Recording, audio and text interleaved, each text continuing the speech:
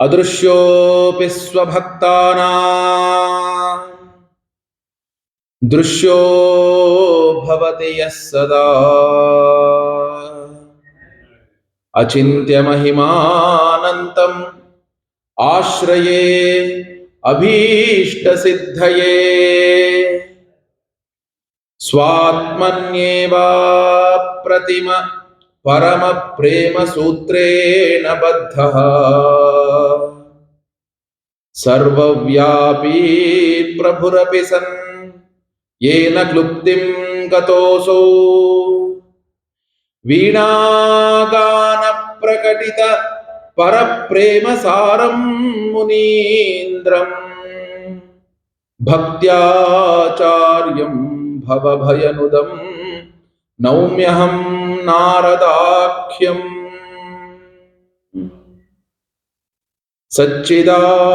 ಸಚ್ಚಿದಾನಂದರೂಪಾಯ ವಿಶ್ವೋತ್ಪತ್ತ್ಯಾದಿಹೇತವೇ ತಾಪತ್ರಯ ವಿನಾಶಾಯ ಶ್ರೀಕೃಷ್ಣಾಯ ವಯಂ ನಮಃ. ಓಂ ನಮೋ ಭಗವತೆ ವಾಸುದೇವಾಯ. ಓಂ ನಮೋ ಭಗವತೆ ವಾಸುದೇವಾಯ. ಓಂ ನಮೋ ನಾರಾಯಣಾಯ. ಶ್ರೀಕೃಷ್ಣ ಪರಬ್ರಹ್ಮಣೇ ನಮಃ. ಶ್ರೀಕೃಷ್ಣ ಪರಬ್ರಹ್ಮಣೇ ನಮಃ.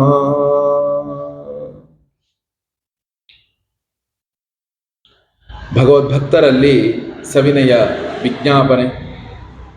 ಪರಮ ಪೂಜ್ಯ ಅದ್ವಯಾನಂದೇಂದ್ರ ಸರಸ್ವತಿ ಮಹಾಸ್ವಾಮಿಗಳವರ ಚರಣ ಕಮಲಗಳನ್ನು ಸ್ಮರಿಸಿಕೊಳ್ಳುತ್ತಾ ಶ್ರೀಮದ್ ಭಾಗವತ ಸಪ್ತಾಹ ಜ್ಞಾನ ಯಜ್ಞದ 6ನೆಯ ದಿನ ಇಂದು. ಸಪ್ತಾಹದಲ್ಲಿ ಮೊದಲಿಗೆ 4 ದಿನಗಳ ಕಾಲ ಗಜೇಂದ್ರ ಮೋಕ್ಷದ ವಿಚಾರವನ್ನ ತಿಳಿದುಕೊಂಡ್ವಿ. ನಿನ್ನೆಯಿಂದ ಧ್ರುವಕುಮಾರನ ಭಕ್ತ ಧ್ರುವನ ಚರಿತ್ರೆಯನ್ನ ನಾವುಗಳು ಶ್ರವಣ ಮಾಡ್ತಾ ಇದ್ದೇವೆ. ನಿನ್ನೆ ಆ ಸ್ವಯಂಭುವ ಮನುವಿನ ಸಂತತಿಯಾಗಿರುವಂತಹ ಪ್ರಿಯವ್ರತ ಮತ್ತು ಉತ್ತಾನಪಾದನ ಒಂದು ಚರಿತ್ರೆಯನ್ನ ಕೇಳ್ತಿದ್ದೇವೆ. ಅವನ ಒಂದು ಸಂತತಿಯ ಬಗ್ಗೆ ಕೇಳಬೇಕಾದ್ರೆ ಕ್ರಮವಾಗಿ ಮೊದಲು ಪ್ರಿಯವ್ರತನ ಚರಿತ್ರೆಯನ್ನ ಹೇಳಬೇಕಿತ್ತು. ಯಾಕಂದ್ರೆ ಪ್ರಿಯವ್ರತ ದೊಡ್ಡವನು, ಉತ್ತಾನಪಾದ ಚಿಕ್ಕವನು. ನನಗನ್ಸುತ್ತೆ ಶುಕ ಮಹರ್ಷಿಗಳಿಗೆ ಧ್ರುವನ ವಿಚಾರವನ್ನ ಹೇಳಬೇಕು ಅನ್ನೋದು ಬಹಳ ಅಂದ್ರೆ ಬಹಳ ಒಂದು ಆಸಕ್ತಿ, ಹಾಗೂ ಅವನದನ್ನು ಹೇಳಿ ಮುಗಿಸ್ಬಿಡ್ಬೇಕು, ಆಮೇಲೆ ನೋಡ್ಕೊಳ್ಳೋಣ ಅನ್ನುವಂತಹ ಒಂದು ಆಲೋಚನೆ ಅಂತ ಅನ್ಸುತ್ತೆ. ಆ ಒಂದು ಕಾತುರ. ಅದಕ್ಕೋಸ್ಕರ ಪ್ರಿಯವ್ರತನನ್ನ 5ನೇ ಸ್ಕಂದಕ್ಕೆ ಹಾಕೊಂಡ್ಬಿಟ್ರು. ಮೊದಲಿಗೆ ಉತ್ತಾನಪಾದನ್ ಹೇಳ್ತೀನಿ ಅಂತ ಉತ್ತಾನಪಾದನ್ ಏನೂ ಹೇಳಲಿಲ್ಲ. ತಕ್ಷಣ ಅವನ ಮಗನಾದಂತಹ ಧ್ರುವನ ಚರಿತ್ರೆಯನ್ನ ಆರಂಭ ಮಾಡಿಬಿಟ್ರು. ಉತ್ತಾನಪಾದ ಮಹಾರಾಜನಿಗೆ 2 ಪತ್ನಿಯರು, ಸುನೀತಿ ಹಾಗೂ ಸುರುಚಿ. ಮಹಾರಾಜನಿಗೆ ತನ್ನ 2ನೆಯ ಪತ್ನಿಯಾದಂತಹ ಸುರುಚಿಯ ಮೇಲೆ ವಿಶೇಷವಾದಂತಹ ಒಂದು ಆಸಕ್ತಿ. ಸುನೀತಿಯ ಮಗ ಧ್ರುವನು, ಧ್ರುವನ ತಮ್ಮ ಸುರುಚಿಯ ಮಗ ಉತ್ತಮ. ಅಪ್ಪನ ತೊಡೆಯ ಮೇಲೆ ನಾನು ಕುಳಿತುಕೊಳ್ಳಬೇಕು ಎಂಬ ಒಂದು ಆಸೆಯಿಂದ ಯಾವಾಗ ಧ್ರುವಕುಮಾರನು ಅಪ್ಪನ ಮಡಿಲನ್ನ ಹತ್ತಕ್ಕೆ ಹೋದ,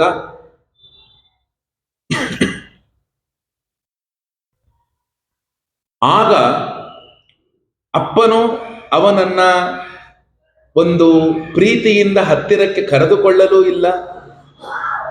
ಮತ್ತು ಧ್ರುವಕುಮಾರನ ವಿಚಾರವಾಗಿ ಅವನ ಮಲತಾಯಿ ಸುರುಚಿ ಕಟು ಶಬ್ದಗಳಿಂದ ಆಡಿದರೂ ಕೂಡ ಅದನ್ನ ಅವನು ತಡೆಯಲೂ ಇಲ್ಲ. ಇದರಿಂದ ದುಃಖಿತನಾದಂತಹ ಧ್ರುವಕುಮಾರ ಅಮ್ಮನ ಬಳಿಗೆ ಹೋಗಿ ಅಳ್ತಾನೆ. ಆಗ ಅಮ್ಮ ಒಂದು ಮಾತನ್ನ ಹೇಳ್ತಾಳೆ, ಆರಾಧಯ ಅಧೋಕ್ಷಜ ಪಾದಪದ್ಮಂ. ಜಗತ್ತಲ್ಲಿರುವಂಥವರಿಗೆ ಏನು ಬೇಕಾದರೂ ಕೂಡ ಕೊಡುವಂತಹ ಏಕಮಾತ್ರ ಸ್ಥಾನ ಯಾವುದಾದ್ರೂ ಇದೆಯೇನಪ್ಪ ಅಂದ್ರೆ ಅದು ಕೇವಲ ಭಗವಂತನ ಪಾದ ಪದ್ಮಗಳು. ಕೇವಲ ಭಗವಂತನ ಪಾದ ಪದ್ಮಗಳಪ್ಪ. ನಿಮ್ಮ ಮುತ್ತಜ್ಜ, ಅಜ್ಜ ಇವರೆಲ್ಲರೂ ಕೂಡ ಅಂತಹ ದೊಡ್ಡ ದೊಡ್ಡ ಪದವಿಯನ್ನ ಪಡೆಯೋದಿಕ್ಕೆ ಸಾಧ್ಯ ಆಗಿದ್ದು ಅವರುಗಳು ಮಾಡಿದಂತಹ ಭಗವಂತನ ಪಾದ ಸೇವೆ. ಆದ್ದರಿಂದ ನೀನು ಹೋಗಪ್ಪ, ಆ ಭಗವಂತನನ್ನ ಆರಾಧಿಸಿ ನಿನ್ನ ಹೃದಯದಲ್ಲಿ ಏನು ಬೇಕಾಗಿದೆಯೋ ಅದನ್ನ ನೀನು ಕೇಳಿಕೋ ಅಂತ ಅಮ್ಮ ಕಳಿಸಿಕೊಡ್ತಾಳೆ. ನೋಡಿ, ಅವನು 5 ವರ್ಷದ ಹುಡುಗನಾದರೂ ಕೂಡ ಆ ಕ್ಷಾತ್ರ ತೇಜಸ್ಸು ಎಷ್ಟು ಎತ್ತರದಲ್ಲಿತ್ತಪ್ಪ ಅಂದ್ರೆ ಅಪ್ಪನ ಊರನ್ನ ಬಿಟ್ಟು ಹೊರಟೇ ಬಿಡ್ತಾನೆ ಧ್ರುವಕುಮಾರ್. ಹೋಗಬೇಕಾದಾಗ ನಾರದರು ಆ ಧ್ರುವಕುಮಾರನನ್ನ ನೋಡಿದಾಗ ನಾರದರು ಧ್ರುವಕುಮಾರನನ್ನ ಮೊದಲಿಗೆ ಪರೀಕ್ಷೆ ಮಾಡ್ತಾರೆ. ನೋಡಪ್ಪ, ನಿನಗೇನು ಆ ಒಂದು ಇಷ್ಟು ಚಿಕ್ಕ ವಯಸ್ಸು, ಅಮ್ಮ ಏನೋ ಹೇಳುತ್ತೋ ಅಂತ ಏನಕ್ಕೆ ಹೋಗ್ತಿದೀಯಪ್ಪ? ಅಪ್ಪನ ತೊಡೆತಾನೆ ಬೇಕು ನಿನಗೆ, ನಡಿ ನಾನು ನಿಮ್ಮ ಅಪ್ಪಂಗೆ ಹೇಳ್ತೀನಿ, ಅವ್ನು ಕೂಡಿಸ್ಕೊಳ್ತಾನೆ, ನಡಿ ನಾನು ಹೋಗ್ತೀನಿ, ಕೂಡಿಸ್ಕೊಳ್ತಾನೆ ನಡಿ ಅಂತ ಹೇಳ್ತಾನೆ. ಆದರೆ ನಾರದರು ಹೇಳ್ತಾರೆ, ಇಲ್ಲ ಗುರುಗಳೇ, ಅಮ್ಮ ಹೇಳಿದಾಳೆ ನನಗೇನು ಬೇಕೋ ಅದನ್ನು ನಾನು ಭಗವಂತನ ಹತ್ರ ಕೇಳ್ಕೋಬಹುದು ಅಂತ. ನಾನು ಆ ಭಗವಂತನನ್ನ ನೋಡೋದಿಕ್ಕೋಸ್ಕರ ಹೋಗ್ತಾ ಇದ್ದೇನೆ, ಅವನ ದರ್ಶನಾಕಾಂಕ್ಷಿಯಾಗಿ ಅವನ ಅನುಗ್ರಹ ಪಡೆಯೋದಿಕ್ಕೆ ಹೋಗ್ತಿದ್ದೇನೆ ಎಂದಾಗ ನಾರದರು ಒಂದಿಷ್ಟುದ್ದಲ್ಲಿಷ್ಟೇ ಹೇಳ್ತಾರೆ, ಅವನನ್ನು ಪಡೆಯೋದು ಅಷ್ಟೆಲ್ಲ ಕಷ್ಟ ಅಲ್ಲಪ್ಪ, ಅಷ್ಟೆಲ್ಲ ಸುಲಭ ಅಲ್ಲ, ಅವನು ಪಡೆಯೋದು ಬಹಳ ಕಷ್ಟ ಇದೆ. ಅದಕ್ಕೆ ಧ್ರುವಕುಮಾರ, ನನಗೆ ಅನಿಸಿದ ಆಲೋಚನೆ ಏನು ಗೊತ್ತಾ, ಈ ಮಾತನ್ನ ಧ್ರುವಕುಮಾರ ಹೇಳಿದ್ನೇನು, ಗುರುಗಳೇ, ಆ ಭಗವಂತನನ್ನ ಪಡೆಯೋದು ಅಷ್ಟು ಕಷ್ಟ ಆಗಿದ್ರೆ ಭಗವಂತನು ನಿಮ್ಮನ್ನ ಯಾಕೆ ನನ್ನ ಹತ್ರ ಕಳಿಸ್ತಾ ಇದ್ದ? ನಿಮ್ಮ ದರ್ಶನ ನನಗೆ ಆಗಿದೆ ಅಂದ್ರೆ ಭಗವಂತನ ಮಾರ್ಗ ಸುಲಭ ಆಗಿದ್ ಲೆಕ್ಕ. ಯಾಕೆ ಹೇಳಿ, ನಿಮ್ಮ ದರ್ಶನ ಆಗಿದೆ ನನಗೆ. ನಾರದರು ಅಂದ್ರೆ ಯಾರು? ಆ ಬ್ರಹ್ಮನ ಮಾನಸ ಪುತ್ರರೇ ಆದರೂ ಕೂಡ ಆ ಭಗವಂತನನ್ನ ಆ ಹೃದಯ ಆಕಾಶದಲ್ಲಿ ಹೊತ್ತುಕೊಂಡು ಅವನ ಸ್ಮರಣೆಯನ್ನೇ ಮಾಡ್ತಾ ಆ ತಂಬುರು ವೀಣೆಯನ್ನ ನುಡಿಸ್ತಾ ಇಡೀ ಒಂದು ಜಗತಿ ಅಂತ ವೀಣೆಯ ಹೆಸರು, ಅದನ್ನ ಒಂದು ಜಗತ್ತಿನಲ್ಲಿಯೇ ಸುತ್ತುತ್ತಾ ಇರುವಂತಹ ಮಹನೀಯ. ಧ್ರುವ ಹೇಳ್ತಾನೆ, ಅವನು ಸಿಗೋದು ನನಗೇನಾದ್ರು ಕಷ್ಟ ಆಗಿದ್ರೆ ನಿಮ್ಮ ದರ್ಶನ ನನಗೆ ಹೇಗಾಗ್ತಿತ್ತು? ನಿಮ್ಮ ದರ್ಶನ ಆಗಿದೆ ಅಂದ್ರೆ, ಒಬ್ಬ ಸದ್ಗುರುವಿನ ದರ್ಶನ ನನಗಾಗಿದೆ ಅಂದ್ರೆ ಜೀವನದಲ್ಲಿ ಒಂದು ಎಲ್ಲೆಯನ್ನ ದಾಟಿದ್ದ ಲೆಕ್ಕ, ಒಂದು ಹಂತವನ್ನ ಮುಟ್ಟಿದ್ದ ಲೆಕ್ಕ. ಯಾಕೆ? ಸದ್ಗುರುಗಳ ದರ್ಶನ ಆಗಿದೆ, ನೀವೇ ನನ್ನನ್ನ ಇದರಿಂದ ಕಾಪಾಡಬೇಕು ಅಂತ ಹೇಳಿದಾಗ, ಹೇಗೆ ತಿಳಿಬೇಕು ಅಂತ ಹೇಳಿದಾಗ ನೋಡಿ, ಅಲ್ಲಿವರೆಗೆ ಆಗಿತ್ತು. ಧ್ರುವನ ಮಾತು ನೋಡಿ ಮುಂದಕ್ಕೆ. ಧ್ರುವ ಉವಾಚ ಸೋಯಂ ಶಮೋ ಭಗವತ ಸುಖ ದುಃಖ ಹತಾತ್ಮಾನಾಂ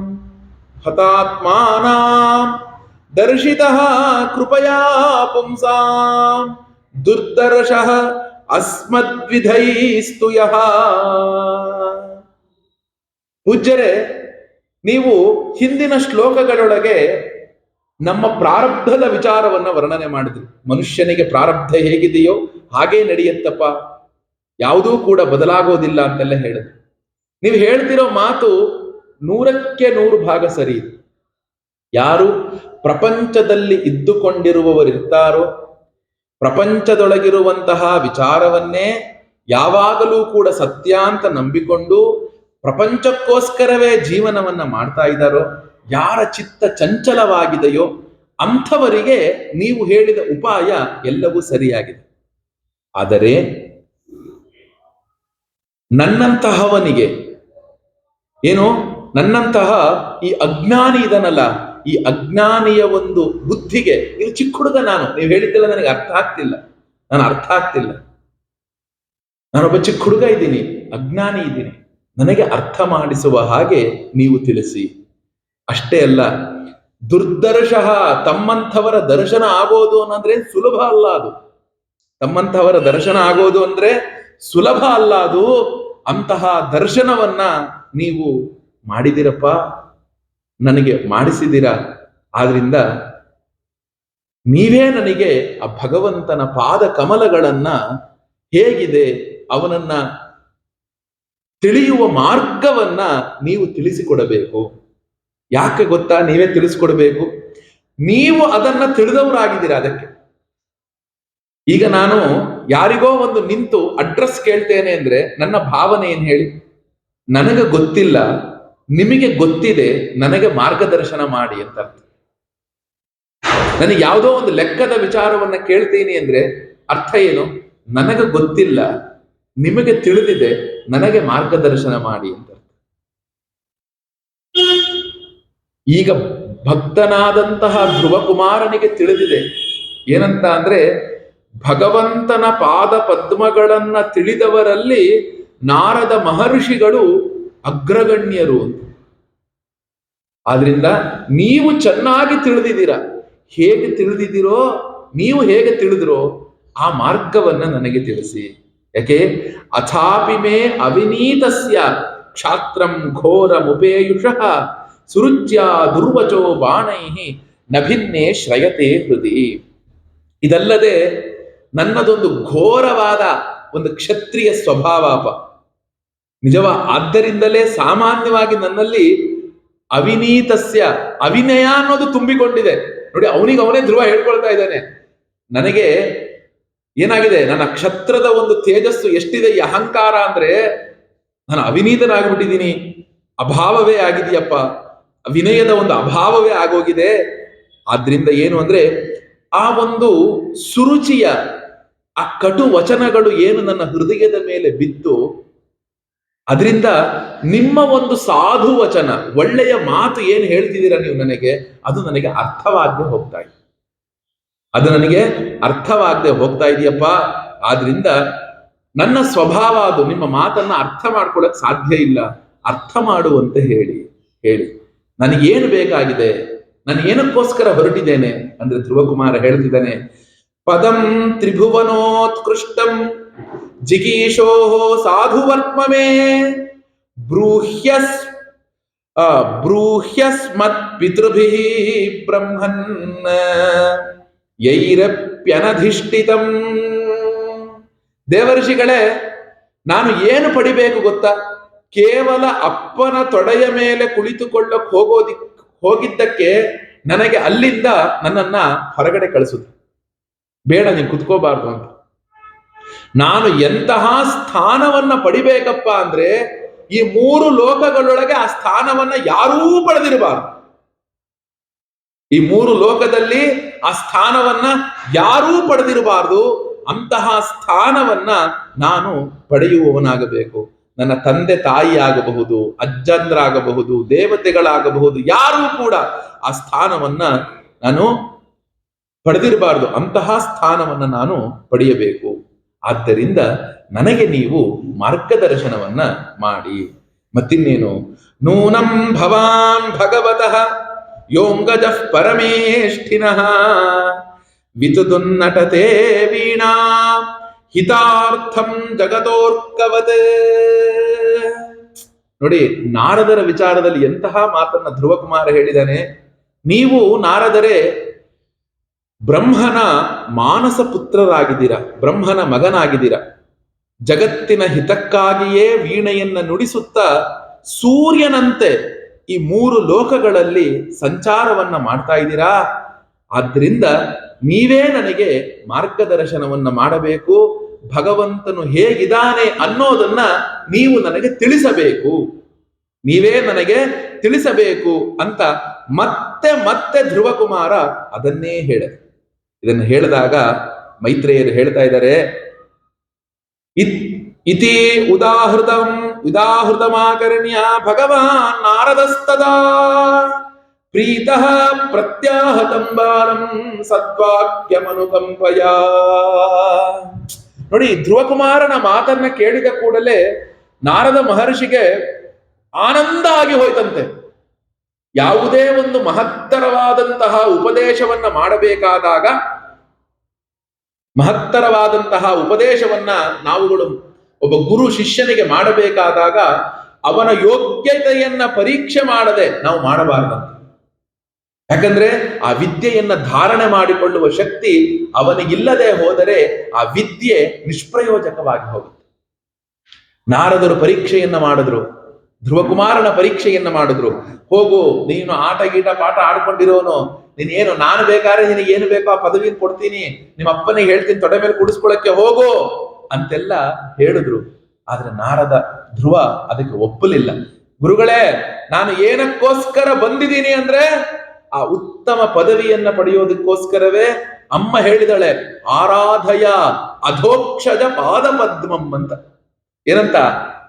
ಹೋಗಪ್ಪ ಧ್ರುವ, ನೀನು ಭಗವಂತನ ಪಾದ ಪದ್ಮಗಳನ್ನ ಸೇವಿಸು ಅಂತ ಅಮ್ಮ ಹೇಳಿದಾಳೆ.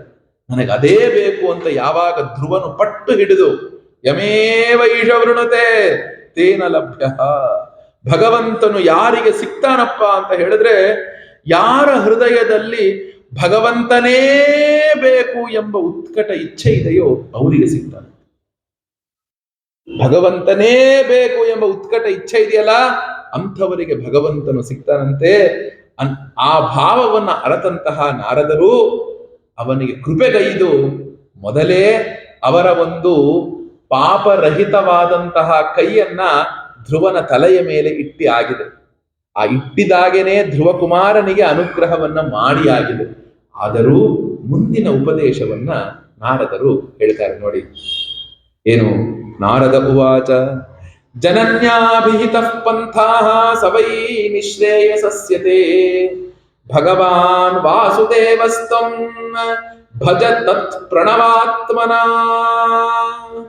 ಮಗು, ನಿನ್ನ ತಾಯಿ ಸುನೀತಿ ಯಾವ ವಿಚಾರವನ್ನ ಹೇಳಿದಾಳೆ ಅವೆಲ್ಲವೂ ಕೂಡ ನಿನಗೆ ಪರಮ ಕಲ್ಯಾಣವನ್ನ ಉಂಟು ಮಾಡುವುದಾಗಿದೆಯಪ್ಪ.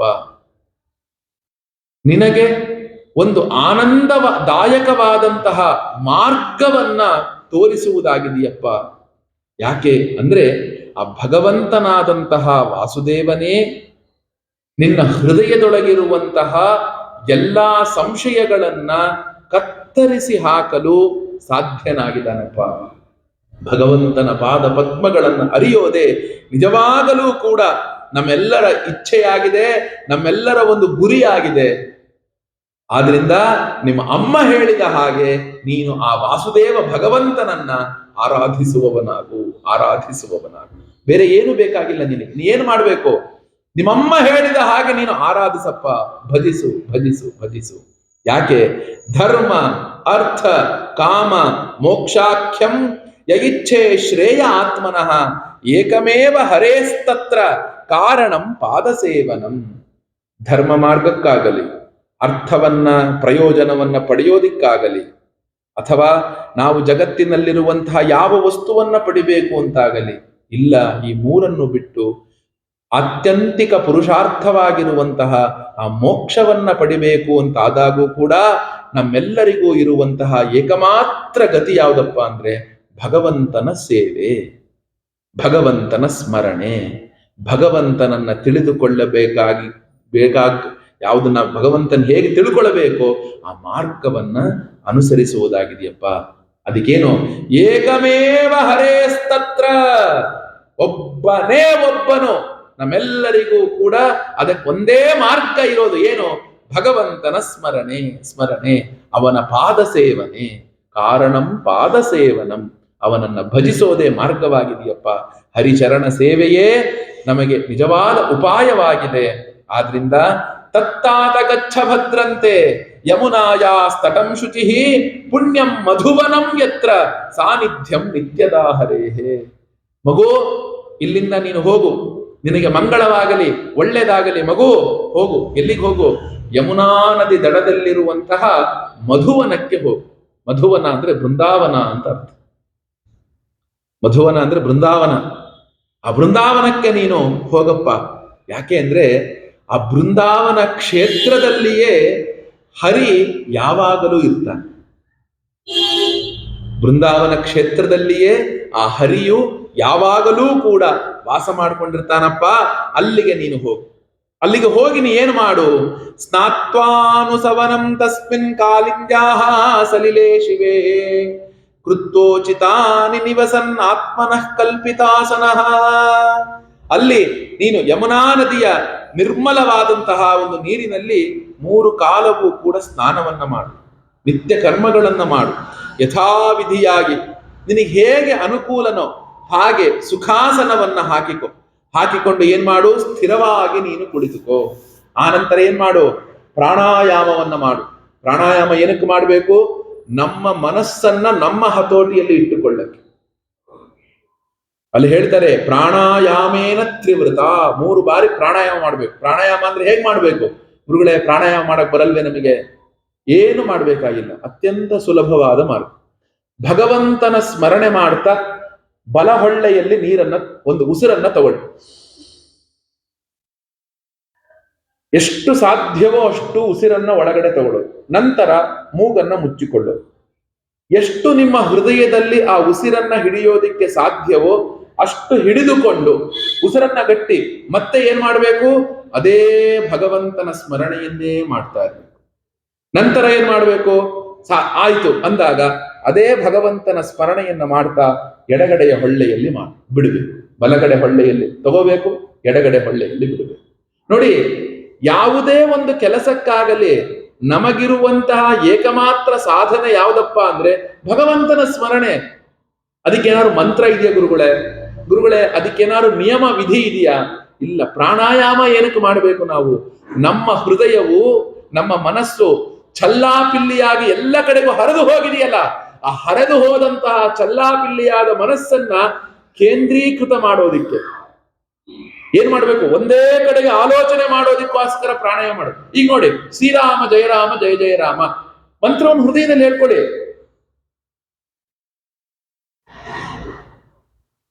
ಇಷ್ಟು ಹೇಳ್ಕೊಳಕ್ ಸಾಧ್ಯ ಆಯ್ತು. ಏನ್ ಮಾಡ್ಬೇಕು? ನಾನು ಉಸಿರುಗಟ್ಟಬೇಕು. ಅದೇ ಶ್ರೀರಾಮ ಜಯ ರಾಮ ಮಂತ್ರವನ್ನ ಎಷ್ಟು ಸಾಧ್ಯ, 1 ಸಲಿಯೋ 2 ಸಲಿಯೋ 3 ಸಲಿಯೋ 4 ಸಲಿಯೋ 5 ಸಲಿಯೋ ಹೃದಯದಲ್ಲಿ ಸ್ಮರಣೆ ಮಾಡ್ಕೋಬೇಕು. ಆಯ್ತಪ್ಪ, ಇನ್ನು ಉಸಿರುಗಟ್ಟಕ್ಕಾಗ್ತಿಲ್ಲ, ಮತ್ತದೇ ಭಗವಂತನ ಸ್ಮರಣೆಯನ್ನು ಮಾಡ್ತಾ ಎಡಗಡೆ ಹೊಳ್ಳೆಯಲ್ಲಿ ಬಿಡಬೇಕು. ಸಾಕು, ಇಷ್ಟೇ ಸಾಕು. ಯಾವ ಮಂತ್ರ ಬೇಕಾಗಿಲ್ಲ, ಏನು ಬೇಕಾಗಿಲ್ಲ. ಏನಾಗುತ್ತೆ? ಆ ಪ್ರಾಣ ನೋಡಿ, ಉಸಿರು ಎಳ್ಕೊಳ್ಬೇಕಾದಾಗೂ ಕೂಡ ನಮಗೇನಾಗುತ್ತೆ? ಭಗವಂತನ ಸ್ಮರಣೆ ಆಗುತ್ತೆ. ನಾವು ಉಸಿರು ಕಟ್ಟಿದಾಗ ಏನಾಗುತ್ತೆ ಗೊತ್ತಾ? ಉಸಿರನ್ನು ಯಾಕೆ ಕಟ್ಟಬೇಕು ನಾವು ಅಂದಾಗ, ಆ ಉಸಿರು ಕಟ್ಟಂತಹ ಸ್ಥಿತಿಯೊಳಗೆ ನಮಗೆ ಜಗತ್ತಿನಲ್ಲಿರೋ ಯಾವ ಸುಖವೂ ಬೇಕು ಅಂತ ಅನ್ಸಲ್ಲ. ಏನು ಬೇಕು ಅನ್ಸುತ್ತೆ ಗೊತ್ತಾ? ಉಸಿರಾಡೋದಿಕ್ಕೊಂದಿಷ್ಟು ಗಾಳಿ ಆದ್ರೆ ಬೇಕಾಗುತ್ತೆ ಸಾಕಪ್ಪ ಅಂತ ಅನ್ಸುತ್ತೆ. ಪ್ರಪಂಚದ ಯಾವ ಆಲೋಚನೆ ಮಾಡೋದಿಲ್ಲ ನೀವು ಉಸಿರು ಕಟ್ಟಿದಾಗ. ನಾನು ಬದುಕಬೇಕು ಅಂದ್ರೆ ಉಸಿರಾಡಬೇಕು. ನಾನು ಆ ಉಸಿರಾಡಬೇಕಾದಾಗ ಏನು? ಆ ಉಸಿರಾಡಬೇಕು ಅಂತ ಆದಾಗ ನಾನು ಮತ್ತೆ ಒಳಗಿರೋ ಗಾಳಿಯನ್ನು ಹೊರಗೆ ಬಿಟ್ಟು ಎಳ್ಕೋಬೇಕು. ನೋಡಿ, ತಾನಾಗಿಯೇ ಪ್ರಾಪಂಚಿಕ ವಿಷಯ ಸುಖಗಳ ಆಲೋಚನೆ ಹೊರಟೋಯ್ತು ನಮ್ಮ ಮನಸ್ಸಿನಿಂದ. ಆ ಉಸಿರು ಕಟ್ಟಿದಾಗ ನೀನ್ ಏನ್ ಮಾಡ್ತಿದ್ಯಾ?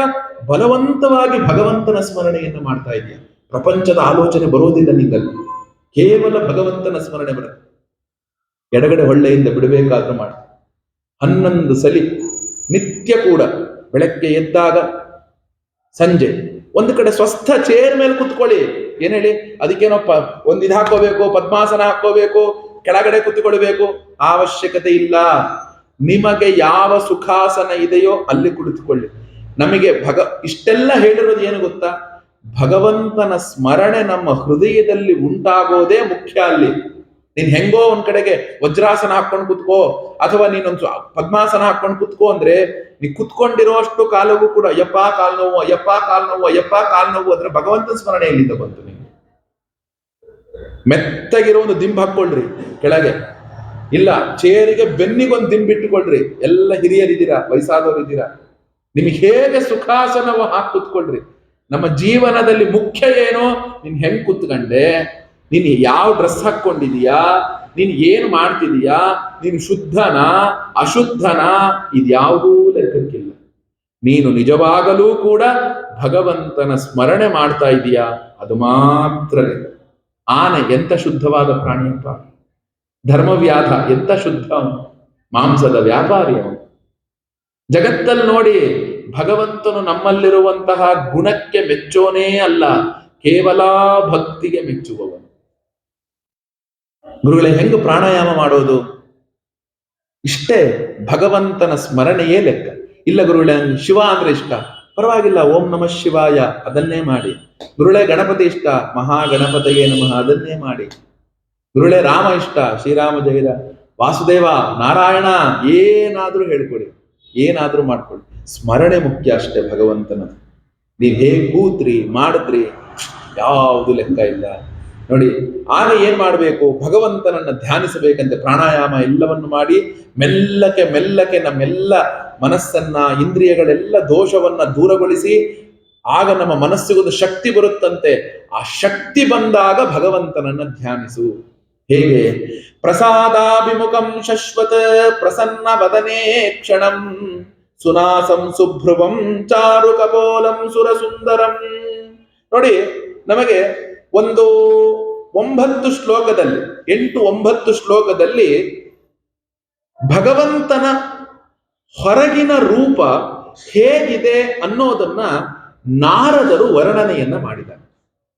ಈಗ ನಾವು ಮಹಾವಿಷ್ಣುವಿನ ವಿಗ್ರಹ ತಗೊಳ್ಳಿ, ಯಾವುದೇ ಜಾಗದಲ್ಲಿ ನಿಂತಿರ, ವೆಂಕಟೇಶನ ವಿಗ್ರಹ, ವರದರಾಜಸ್ವಾಮಿಯ ವಿಗ್ರಹ, ಅಥವಾ ಇನ್ನು ಯಾವುದೇ ಒಂದು ಮಹಾವಿಷ್ಣುವಿನ ವಿಗ್ರಹ ತಗೊಳ್ಳಿ, ಆ ಎಲ್ಲಾ ಶಿಲ್ಪಿಗಳಿಗೋ ಅಥವಾ ಯಾವುದೇ ಒಬ್ಬ ಚಿತ್ರಕಲೆ ಬರೆಯುವವನಿಗೆ ಮಹಾವಿಷ್ಣು ಹೇಗಿರ್ತಾನೆ ಅಂತ ಕಲ್ಪನೆ ಬಂದಿದೆ ಅಂದ್ರೆ ಅದು ನಾರದರು ಯಾವ ಉಪದೇಶವನ್ನ ಮಾಡಿದ್ದಾರೆ ಇಲ್ಲಿ, ಭಗವಂತನ ಬಾಹ್ಯ ರೂಪವನ್ನ, ಅದನ್ನೇ ಮನಸ್ಸಿಗೆ ತಗೊಂಡು ಬರೆದಿದ್ದಾರೆ ಅಷ್ಟೆ. ನಾರದರಿಗೆ ಹೇಗೆ ಗೊತ್ತಾಯ್ತು? ಅವ್ರು ನಿತ್ಯ ವೈಕುಂಠಕ್ಕೆ ಹೋಗಿ ಓಡಾಡೋರು ಅವರು. ಈಗ ನಾನು ನಮ್ಮೂರಿನ ವರ್ಣನೆ ಮಾಡ್ತೇನೆ. ನಮ್ಮೂರ ಹೆಸರು ಮೊಸಳೆ ಅಂತ. ನಮ್ಮೂರ ಹೆಸರು ಮೊಸಳೆ. ನಮ್ಮೂರಲ್ಲಿ 2 ದೇವಸ್ಥಾನ ಇದೆಯಪ್ಪ, ಒಂದು ಚನ್ನಕೇಶವನದು, ಒಂದು ನಾಗಲಿಂಗೇಶ್ವರ ಅಂತ. ಎಂಥ ಅದ್ಭುತ ಜೋಡಿ ದೇವಸ್ಥಾನ, ಹೊಯ್ಸಳರ ಕಾಲದ ದೇವಸ್ಥಾನ, ಅದ್ಭುತವಾದ ದೇವಸ್ಥಾನ. ನಾನು ದೇವಸ್ಥಾನದ ವರ್ಣನೆ ಮಾಡ್ತೀನಿ. ಯಾಕೆ? ನಾನು ಆ ದೇವಸ್ಥಾನ ನೋಡಿದ್ದೀನಿ, ಅದಕ್ಕೆ. ನಾನು ನೋಡದೇ ಇದ್ರೆ ವರ್ಣನೆ ಮಾಡಕ್ಕಾಗತ್ತಾ? ನಾರದರು ಇಷ್ಟು ಚೆನ್ನಾಗಿ ಹೆಂಗೆ ವರ್ಣನೆ ಮಾಡಿದ್ರು ನಾರಾಯಣನನ್ನ? ನಾರದರು ನಿತ್ಯ ನೋಡ್ತಾ ಇದ್ದಾರೆ, ಅದಕ್ಕೆ. ನಾವೊಂದು ಸತ್ಯನಾರಾಯಣನ ವಿಗ್ರಹ ಯಾವುದೇ ಒಂದು ತಗೊಳ್ಳಿ, ಸಾಕ್ಷಾತ್ತಾಗಿ ಮಹಾವಿಷ್ಣುವಿನ ರೂಪ ಹೇಗಿದೆ ಅಂತ ಒಬ್ಬ ಚಿತ್ರಕಲೆ ಬರೆಯೋನು, ಒಬ್ಬ ವಿಗ್ರಹ ಕೆತ್ತೋನು, ಒಬ್ಬ ಬಡಗಿ, ಒಬ್ಬ ಕಲ್ಲು ಕೆತ್ತೋನು, ಯಾರೇ ಒಬ್ರು ಬರೆದಿದ್ದಾರೆ ಅಂದ್ರೆ ಅವರೆಲ್ಲರಿಗೂ ಕೂಡ ಮೂಲ ಸ್ರೋತಸ್ಸು ನಾರಾಯಣ ಹೇಗಿದ್ದಾನೆ ಅನ್ನಕ್ಕೆ ಒಂದು ಹಾಕಿಕೊಟ್ಟಂತಹ ಬುನಾದಿ ಯಾರಪ್ಪ ಅಂದ್ರೆ ಅದು ನಾರದ. ಎಷ್ಟು ಚೆನ್ನಾಗಿ ವರ್ಣನೆ ಮಾಡಿದರೆ ನೋಡಿ ನಾರಾಯಣನನ್ನ. ಹೇಳ್ತೇನೆ, ಮೊದಲನೇದಾಗಿ ಭಗವಂತನ ಕಣ್ಣುಗಳು, ಅವನ ಮುಖ ಯಾವಾಗಲೂ ಕೂಡ ಪ್ರಸನ್ನತೆಯಿಂದ ಕೂಡಿರುತ್ತಂತೆ. ಏನೇ ಒಂದು ದುಗುಡ ಇಲ್ಲ, ಏನೂ ಇಲ್ಲ. ಯಾರು ಆ ಭಗವಂತನನ್ನ ನೋಡ್ತಾರೋ ಅವರ ಹೃದಯಕ್ಕೆ ಅನ್ನಿಸುತ್ತಂತೆ, ಭಗವಂತ ನನ್ನ ಮೇಲೆ ಅನುಗ್ರಹವನ್ನ ಮಾಡೋದಿಕ್ಕೋಸ್ಕರವೇ ಎದುರಿಗೆ ನಿಂತಿದ್ದಾನೇನೋ ಅಂತ. ನನ್ನ ಮೇಲೆ ಅನುಗ್ರಹ ಮಾಡ್ಬೇಕು ಅವನು, ಅದಕ್ಕೋಸ್ಕರವೇ ಅವನು ಎದುರಿಗೆ ನಿಂತಿದ್ದಾನೇನೋ ಅಂತ ಅನ್ನಿಸತ್ತಂತೆ. ಆನಂತರ ಏನನ್ಸುತ್ತೆ ಅಂದ್ರೆ ನೋಡಿ, ಅವನ ಮೂಗಾಗಬಹುದು, ಹುಬ್ಬುಗಳು, ಕೆನ್ನೆಗಳು ಎಲ್ಲವೂ ಕೂಡ ಅತ್ಯಂತ ಶೋಭಾಯಮಾನವಾಗಿದೆಯಂತೆ. ಅವನು ಸಮಸ್ತ ದೇವತಾ ಗಣದಲ್ಲಿಯೇ ಅತ್ಯಂತ ಸುಂದರನಂತೆ. ಪುಂಸಾಂ ಮೋಹನ ರೂಪಾಯ. ಕೃಷ್ಣನಿಗೆ ಹೇಳಬೇಕಾದ್ರೆ ಏನ್ ಹೇಳ್ತಾರೆ? ಅವಂತರ ರೂಪವನ್ನ ಇನ್ನೊಬ್ಬರಿರೋದಿಕ್ಕೆ ಸಾಧ್ಯವೇ ಇಲ್ಲ. ಹಾಗಿದ್ದಂತೆ ಕೃಷ್ಣ ಪರಮಾತ್ಮ. ಹಾಗಾದ್ರೆ ಅವನು ಹೇಗಿದ್ದ? ತರುಣಂ ರಮಣೀಯಾಂಗಂ. ಅವನು ತರುಣ ವಯಸ್ಸಿನವನಂತೆ. ತುಂಬಾ ವೃದ್ಧನೂ ಅಲ್ಲ, ತುಂಬಾ ಚಿಕ್ಕ ಹುಡುಗನೂ ಅಲ್ಲ. ಅವನೇನವನು ತರುಣ ವಯಸ್ಸಿನವನಂತೆ. ಅವನ ಅಂಗಾಂಗಗಳೆಲ್ಲ ತುಂಬಿಕೊಂಡಿದೆಯಂತೆ. ಅವನ ತುಟಿ ಕೆಂಪಾಗಿದೆಯಂತೆ. ಅವನ ಕಣ್ಣು ನಸುಗೆಂಪಾಗಿದೆಯಂತೆ. ತುಂಬಾ ಬೆಳ್ಳಗಿಲ್ಲ, ಪೂರ್ತಿ ರೆಡ್ಡಿಲ್ಲ, ನಸುಗೆಂಪಾಗಿದೆಯಂತೆ. ಮತ್ತಿನ್ನೇನು, ಅವನು ಶರಣಾಗತರಿಗೆ ಆಶ್ರಯನಂತೆ, ಆನಂದದಾಯಕನಂತೆ, ಶರಣಾಗತ ವತ್ಸಲನಂತೆ, ದಯಾ ಸಮುದ್ರನಂತೆ. ನೋಡಿ, ಪ್ರಣತಾಶ್ರಯಣಂ ನೃಮ್ಣಂ ಶರಣ್ಯಂ ಕರುಣಾರ್ಣವಂ. ಆರ್ಣವ ಅಂದ್ರೆ ಸಮುದ್ರ ಅಂತ ಅರ್ಥ. ಅವನು ಕರುಣಾ ಸಮುದ್ರನಂತೆ ಭಗವಂತ ನಮ್ಮೇಲೆಲ್ಲ ಅನುಗ್ರಹ ಮಾಡೋಕೆ ಸಿದ್ಧನಾಗಿ ನಿಂತಿರ್ತಾನಂತೆ. ಅವನ ಹೇಗಿದ್ದಾನೆ? ಶ್ರೀವತ್ಸಾಂಕಂ. ಅವನ ವಕ್ಷಸ್ಥಳ ಎದೆಯ ಮೇಲೆ ಒಂದು ಶ್ರೀವತ್ಸದ ಚಿಹ್ನೆ ಇದೆಯಂತೆ. ಅವನ ಶರೀರದ ವರ್ಣ ಹೇಗಿದೆ? ಘನಶ್ಯಾಮಂ. ನೀರು ತುಂಬಿದ ಮೋಡದ ಬಣ್ಣದಲ್ಲಿದನಂತೆ. ಅಂದ್ರೆ ಕಪ್ಪು ಮಿಶ್ರಿತ ನೀಲಿಯ ಬಣ್ಣದಲ್ಲಿದನಂತ. ಭಗವಂತನ ಮೈಬಣ್ಣ ಹೇಗಿದೆ? ಕಪ್ಪು ಮಿಶ್ರಿತ ನೀಲಿ ಬಣ್ಣವೂ ಆಗಿದೆಯಂತೆ. ಮತ್ತಿನ್ನೇನು, ಅವನು ಆ ಶ್ಯಾಮಸುಂದರನು ಕೊರಳಿನ ಒಳಗೆ ತನ್ನ ಕುತ್ತಿಗೆಗೆ ವನಮಾಲೆಯನ್ನ ಧರಿಸಿದನಂತೆ. 4 ಕೈಗಳಿಂದ ಇದನಂತೆ. ಅವನಿಗೆ ಎಷ್ಟು ಕೈಗಳಿದೆ? 4 ಕೈಗಳಿದೆಯಂತೆ. ಆ 4 ಕೈಗಳಲ್ಲೂ ಕೂಡ ಶಂಖ, ಚಕ್ರ, ಗದಾ, ಪದ್ಮವನ್ನ ಧರಿಸಿದನಂತೆ. ನೋಡಿ, ನೀವೆಲ್ಲರೂ ಕಣ್ಣು ಮುಚ್ಚಿಕೊಂಡು ಆ ಭಗವಂತನ ರೂಪವನ್ನ ಹೇಳ್ತಾ ಹೋಗ್ತೇನೆ. ಸುಮ್ಮನೆ ನಿಮ್ಮ ಕಣ್ಣಿನ ಮುಂದೆ ಕಲ್ಪನೆ ಮಾಡಿಕೊಳ್ಳಿ. ಕಲ್ಪನೆ ಮಾಡಿಕೊಂಡಾಗ ನಿಮಗೆ ಯಾವ ರೂಪ ಬರುತ್ತೆ ನೋಡಿ. ಯಾವ ರೂಪ ಬರುತ್ತೆ ನೋಡಿ. ಆನಂತರ ಹೇಗಿದ್ದಾನೆ? ಕಿರೀಟಿನಂ. ಸುಂದರವಾದಂತಹ ಒಂದು ಕಿರೀಟವನ್ನ ಧಾರಣೆ ಮಾಡಿದನಂತೆ. ಕುಂಡಲವನ್ನ ಧಾರಣೆ ಮಾಡಿದನಂತೆ. ಕಂಕಣವನ್ನ ಧಾರಣೆ ಮಾಡಿದ, ಕೈಗೆ ಹಾಕೊಳ್ಳೋದು ಕಂಕಣ. ಈ ಎಲ್ಲ ಆಭರಣಗಳನ್ನ ಹಾಕೊಂಡು ಕೇಯೂರ ಕಂಕಣಗಳನ್ನ ಧಾರಣೆ ಮಾಡಿದನಂತೆ. ಕೊರಳಿನಲ್ಲಿ ರಮಣೀಯವಾದಂತಹ ಕೌಸ್ತುಭ ಮಣಿಯನ್ನ ಧಾರಣೆ ಮಾಡಿದನಂತೆ. ಮತ್ತಿನ್ನೇನು, ಒಳ್ಳೆಯ ರೇಷ್ಮೆಯ ಪೀತಾಂಬರ ವಸ್ತ್ರವನ್ನ ಧಾರಣೆ ಮಾಡಿದನಂತೆ. ಪೀತಾಂಬರ ಅಂದ್ರೆ ಹಳದಿ ಬಣ್ಣ. ಪೀತಾಂಬರ ಹಳದಿ ಬಣ್ಣದ ವಸ್ತ್ರವನ್ನ ಭಗವಂತನು ಧಾರಣೆ ಮಾಡಿದನಂತೆ. ಮತ್ತಿನ್ನೇನು, ಅವನ ಕಟಿಯಲ್ಲಿ, ಅವನ ಸೊಂಟದೊಳಗೆ ಕಾಂಚೀ ಕಲಾಪ ಪರ್ಯಸ್ತಂ ಲಸತ್ ಕಾಂಚನ ನೂಪುರಂ. ಕಟಿಯಲ್ಲಿ ಬಂಗಾರದ ಒಡ್ಯಾಣ ಇದೆಯಂತೆ. ಕಾಲುಗಳಲ್ಲಿ ಬಂಗಾರದ ಒಂದು ಗೆಜ್ಜೆಯನ್ನ ಧಾರಣೆ ಮಾಡಿದನಂತೆ. ಮತ್ತಿನ್ನೇನು, ಅವನನ್ನ ನೋಡ್ತಾ ಇದ್ರೆ ಕಣ್ಣುಗಳಿಗೆ ಹಬ್ಬವಂತೆ. ಅವನು ಮತ್ತೆ ನೋಡ್ಬೇಕು ಅಂತ ಅನಿಸುತ್ತಂತೆ. ಆ ದಿವ್ಯ ಮಂಗಳ ವಿಗ್ರಹ ಏನಿದೆ ಅದು ಬಹಳ ಅಂದ್ರೆ ಬಹಳ ದರ್ಶನೀಯವಾಗಿದೆ. ಇಷ್ಟೆಲ್ಲ ಆದ್ರೂ ಕೂಡ ಶಾಂತಂ ಮನೋನಯನವರ್ಧನಂ. ಶಾಂತವಾಗಿದನಂತೆ. ಅವನ ಮುಖದೊಳಗೆ ಒಂದು ಸಣ್ಣದಾದಂತಹ ಒಂದು ಎಳೆ ಇಲ್ವಂತೆ. ಯಾವುದೇ ಚಿಂತೆಯ ಎಳೆ ಇಲ್ವಂತೆ. ಶಾಂತನಾಗಿದನಂತೆ ಭಗವಂತನು. ಪದ್ಭ್ಯಾಂ ನಖ ಮಣಿಶ್ರೇಣ್ಯ ವಿಲಸದ್ಭ್ಯಾಂ ಸಮರ್ಚತಾಂ ಹೃತ್ ಪದ್ಮ ಕರ್ಣಿಕಾಧಿಷ್ಣ್ಯಂ ಆಕ್ರಮ್ಯಾತ್ಮನಿ ಅವಸ್ಥಿತಂ. ಆಹಾ, ನೋಡಿ, ಯಾರು ಭಗವಂತನ ಅಂತರಂಗ ಭಕ್ತರಿದಾರೋ ಅವರ ಅಂತಃಕರಣದೊಳಗೆ, ಅವರ ಹೃದಯ ಕಮಲದ ಗೂಡಿನೊಳಗೆ ಏನಾಗುತ್ತೆ ಅಂದ್ರೆ ಅವನ ಒಂದು ಸ್ಥಿತಿಯನ್ನ, ಅವನನ್ನ ಆರಾಧನೆ ಮಾಡುತ್ತಾ ಮಾಡುತ್ತಾ ಮಾಡುತ್ತಾ ಆ ಪಾದಾರವಿಂದಗಳು, ಭಗವಂತನ ಪಾದಾರವಿಂದಗಳು ಏನಿದೆ ಅದು ಹೊಳಿತಾ ಇದೆಯಂತೆ. ಆ ಪಾದಾರವಿಂದಗಳು ಯಾವಾಗಲೂ ಕೂಡ ಶೋಭಿಸ್ತಾ ಇರುತ್ತಂತೆ. ಯಾವೊಬ್ಬ ಭಕ್ತನು ಅವನನ್ನ ಧ್ಯಾನಿಸ್ತಾನೋ ಅವನ ಹೃದಯ ಕಮಲದೊಳಗೆ ಅವನ ತೋರಿ ಬರ್ತಾನಂತೆ. ನೋಡಿ, ಈ 1 2 3 4 5 6 ಈ 6 ಶ್ಲೋಕಗಳಲ್ಲಿ ಭಗವಂತನ ವರ್ಣನೆ ಮಾಡಿದ್ದಾರೆ. ನೀವು ಈಗ ವರ್ಣನೆ ಮಾಡಿದಂತಹ ಭಗವಂತನನ್ನ, ಮೊದಲನೇದಾಗಿ ಏನು? ಭಗವಂತನು ತರುಣ ವಯಸ್ಸಿನವನಾಗಿದ್ದಾನೆ. ಅವನ ಅಂಗಾಂಗಗಳೆಲ್ಲವೂ ರಮಣೀಯವಾಗಿದೆ. ಅವನ ತುಟಿಗಳು ಕೆಂಪಾಗಿವೆ, ಕಣ್ಣುಗಳು ನಸುಗೆಂಪಾಗಿವೆ. ಅವನು ಶರಣಾಗತರಿಗೆ ಆಶ್ರಯನೂ ಸುಖದಾಯಕನೂ ಆಗಿದ್ದಾನೆ. ಅವನ ಎದೆಯ ಮೇಲೆ ಕೌಸ್ತುಭ, ಅವನ ವಕ್ಷಸ್ಥಲದಲ್ಲಿ ಶ್ರೀವತ್ಸ ಚಿಹ್ನೆ ಇದೆ. ಅವನ ಮೈಬಣ್ಣ ಕಪ್ಪು ಮಿಶ್ರಿತ ನೀಲಿಯ ಬಣ್ಣದಲ್ಲಿದ್ದಾವೆ. ಅವನು 4 ಭುಜಗಳಿಂದ ಕೂಡಿದಾನೆ. ಕೊರಳಿಗೆ ವನಮಾಲೆಯನ್ನ ಧಾರಣೆ ಮಾಡಿದಾನೆ. ಕೈಗಳಲ್ಲಿ ಶಂಖ ಚಕ್ರ ಗದಾ ಪದ್ಮವನ್ನ ಧಾರಣೆ ಮಾಡಿದಾನೆ. ಅವನ ಅಂಗಗಳು ಉಪಾಂಗಗಳೆಲ್ಲವೂ ಕೂಡ ಆಭರಣಗಳಿಂದ ಶೋಭಿಸ್ತಾ ಇದೆ. ತಲೆಯ ಮೇಲೆ ಕಿರೀಟವನ್ನ ಧಾರಣೆ ಮಾಡಿದಾನೆ. ಕುಂಡಲವನ್ನ ಧಾರಣೆ ಮಾಡಿದಾನೆ, ಕೇಯೂರ ನೂಪುರವನ್ನ ಅವನು ಧಾರಣೆ ಮಾಡಿದಾನೆ. ಸರ್ವಾಂಗಗಳಲ್ಲಿಯೂ ಕೂಡ ಆಭೂಷಿತನಾಗಿ ತನ್ನ ಎದೆಯ ಮೇಲೆ ಶ್ರೀವತ್ಸ ಕೌಸ್ತುಭ ಮಣಿಯನ್ನ ಅವನು ಧಾರಣೆ ಮಾಡಿದವನಾಗಿ ಪೀತಾಂಬರ ವಸ್ತ್ರವನ್ನ ಉಟ್ಟವನಾಗಿದ್ದಾನೆ. ಅವನು ಬಂಗಾರದ ಸೊಂಟದ ಪಟ್ಟಿಯನ್ನ ಧರಿಸಿದಾನೆ, ಕಾಲಿಂದಿಗೆಗಳನ್ನ ಗೆಜ್ಜೆಯನ್ನ ಹಾಕಿಕೊಂಡಿದ್ದಾನೆ. ಅವನನ್ನ ಎಷ್ಟು ನೋಡಿದರೂ ಕೂಡ ಭಗವದ್ ರೂಪವನ್ನ, ಅವನ ಮುಖ ಪ್ರಸನ್ನವಾಗಿದೆ, ಆನಂದವಾಗಿದೆ.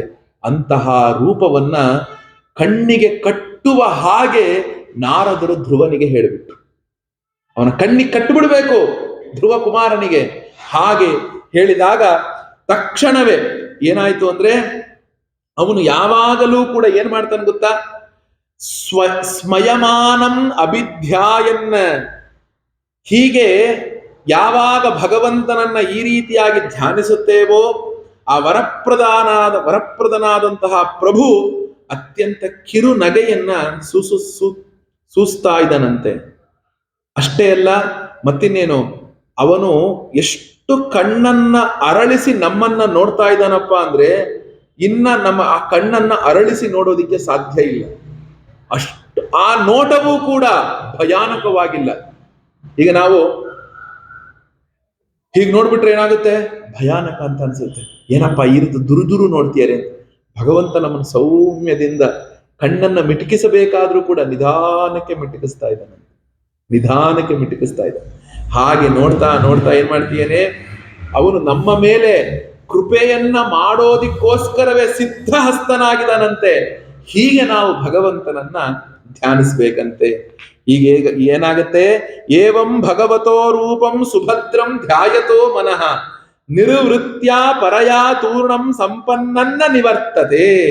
ಯಾರು ಈ ರೀತಿಯಾಗಿ ಭಗವಂತನ ಮಂಗಳ ಮೂರ್ತಿಯನ್ನ ನಿರಂತರವಾಗಿ ಸದಾಕಾಲವೂ ಕೂಡ ಯಾರು ಧ್ಯಾನವನ್ನ ಮಾಡ್ತಾ ಇದ್ದಾರೋ ಅಂಥವರ ಮನಸ್ಸು ಭಗವಂತನಲ್ಲಿ ಲೀನವಾಗಿ ಹೋಗುತ್ತಂತೆ, ಪರಮಾನಂದದಲ್ಲಿ ಲೀನವಾಗಿ ಹೋಗುತ್ತಂತೆ. ಮತ್ತೆ ಮತ್ತೆ ಆ ಆನಂದದಿಂದ ಆ ಮನಸ್ಸು ಹಿಂತಿರುಗಿ ನೋಡೋದಿಲ್ವಂತೆ. ನೋಡಿ, ನಾರದರು ಹೇಳ್ತಾರೆ, ಈ ರೀತಿಯಾದಂತಹ ಭಗವಂತನನ್ನ ನಿನ್ನ ಮನಸ್ಸಿನಲ್ಲಿ ಧ್ಯಾನ ಮಾಡ್ತಾ ಇರಬೇಕು. ಈ ಧ್ಯಾನ ಮಾಡುವುದರ ಜೊತೆಗೆ ನಿನಗೆ ಒಂದು ಅದ್ಭುತವಾದಂತಹ ಒಂದು ಮಂತ್ರೋಪದೇಶವನ್ನ ಮಾಡ್ತೀನಿ, ಕೇಳಪ್ಪ. ಅದು ಏನದು, ಗೌಪ್ಯವಾದ ಮಂತ್ರೋಪದೇಶವನ್ನ ಕೇಳಪ್ಪ. ಹೇಳ್ತಾರೆ, ಈ ಮಂತ್ರವನ್ನ 7 ರಾತ್ರಿಗಳ ಕಾಲ, ಅಂದ್ರೆ 7 ಹಗಲು 7 ರಾತ್ರಿ ನಿರಂತರವಾಗಿ ಈ ಭಗವಂತನ ಸ್ಮರಣೆಯನ್ನ ಮಾಡಿದ್ದೇ ಆದರೆ ಅವನು ಆಕಾಶದೊಳಗೆ ಓಡಾಡುತ್ತಿರುವಂತಹ ಸಿದ್ಧ ಚಾರಣರನ್ನ, ದೇವತೆಗಳನ್ನ ಹಾಗೆ ಕಣ್ಣಿಂದ ನೋಡ್ಬಿಡ್ಬೋದಂತೆ. ಅಷ್ಟು ಬೇಗ ಮಂತ್ರ ಸಿದ್ಧಿ ಆಗತ್ತಂತೆ. ಯಾವುದು ಮಂತ್ರ? ಜಪ್ಯಶ್ಚ ಪರಮೋ ಗುಹ್ಯ ಶ್ರೂಯತಾಮೇ ನೃಪಾತ್ಮಜ ಯಂ ಸಪ್ತರಾತ್ರಂ ಪ್ರಪಟನ್ ಪುಮಾನ್ ಪಶ್ಯತಿ ಖೇಚರಾನ್. ಆ ಆಕಾಶದಲ್ಲಿ ಯಾವುದು ಮಂತ್ರ ಅಂದ್ರೆ ಹೇಳ್ತಾರೆ ನೋಡಿ, ಓಂ ನಮೋ ಭಗವತೆ ವಾಸುದೇವಾಯ, ಓಂ ನಮೋ ಭಗವತೆ ವಾಸುದೇವಾಯ, ಓಂ ನಮೋ ಭಗವತೆ ವಾಸುದೇವಾಯ. ದ್ವಾದಶಾಕ್ಷರಿ ಮಂತ್ರವನ್ನ ಧ್ರುವ ಕುಮಾರನಿಗೆ ನಾರದರು ಉಪದೇಶವನ್ನ ಮಾಡಿದರು. 12 ಅಕ್ಷರಗಳು ಇರುವಂತಹ ಈ ಮಂತ್ರವನ್ನು ಉಪದೇಶ ಮಾಡಿದ ಮೇಲೆ ಹೇಳ್ತಾರವರು, ಇದೇ ಅಪ್ಪ ದಿವ್ಯ ಮಂತ್ರ.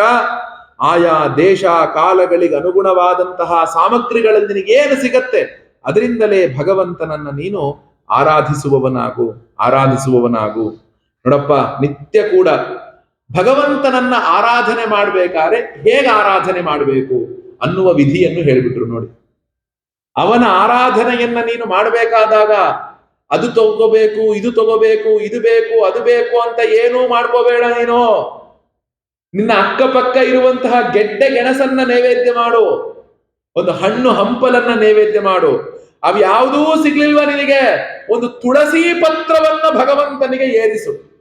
ತುಳಸ್ಯಾ ಪ್ರಿಯಯ ಪ್ರಭುಂ, ನಾವು ಅನ್ಕೊಳ್ತೀವಿ ಭಗವಂತ ಅಂದ್ರೆ ಇಷ್ಟೆಲ್ಲ ಕೊಡ್ಬೇಕು, ಇನ್ನೊಂದು ಮಾಡ್ಬೇಕು, ಮತ್ತೊಂದು ಬೇಕಾಗಿಲ್ಲ.